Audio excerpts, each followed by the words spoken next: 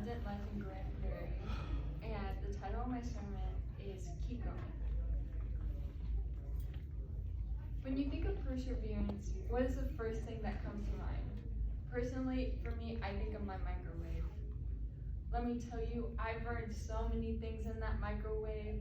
I've accidentally put silverware, aluminum foil, so many things that shouldn't go in the microwave.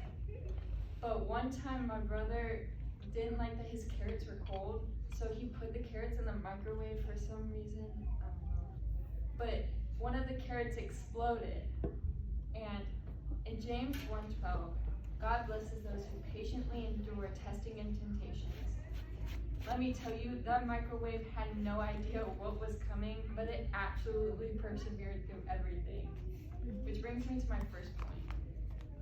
Even when we don't understand, God has a plan. In the book of Job, we meet a man favored by God lose everything.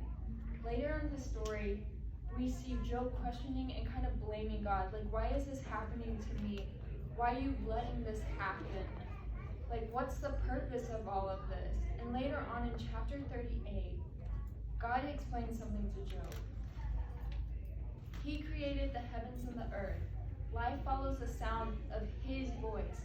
He understands every aspect of life that we will never be able to understand. We don't need to understand everything to make it through all of our trials. So just like Job, no matter our circumstances, we should always trust in God and trust in his plan to help us get us through everything that we are facing. Point number 2, God turns things around. In the book of Genesis, there's a man named Joseph. This guy gets sold into slavery by his own brothers.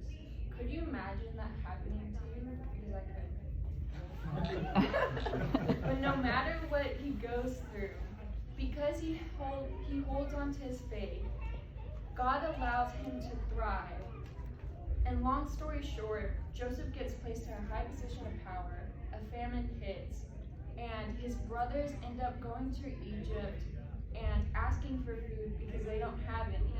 And the best part of all of this is it was all in God's plan. All of it was set up so that Joseph and his family could get food, and in the end, God mended the relationship between Joseph and his brothers. In Genesis 50:20, you intended to harm me, but God intended it all for good. Put your trust in God, because he is the one who can turn things around and change your situation for the better. Point number 3. Others need to hear your story. We've all had our hardships. I hit my lowest in December. I remember my thoughts would start to spiral. I would feel anxiety in my chest and on my shoulders. I was always exhausted. I couldn't sleep because my thoughts were always racing. My stomach was always completely empty because whenever I tried to eat food, all I wanted to do was spit it out. The feeling of loneliness and despair would never leave me alone. When I hit my lowest point, I was sobbing on my bedroom floor. I was tired of begging God to take this pain away from me. And then I prayed to him one more time. And he told me James 1:12. Then I asked him what was the point of persevering if I was just going to come back to the same pain over and over again. And he answered by saying, others need to hear your story. So many people are facing exactly what you are going through, but they don't know who to turn to. They don't know that God can give you healing. So you need to use your pain and your situation as a way to point others to God so that they can receive the exact same healing.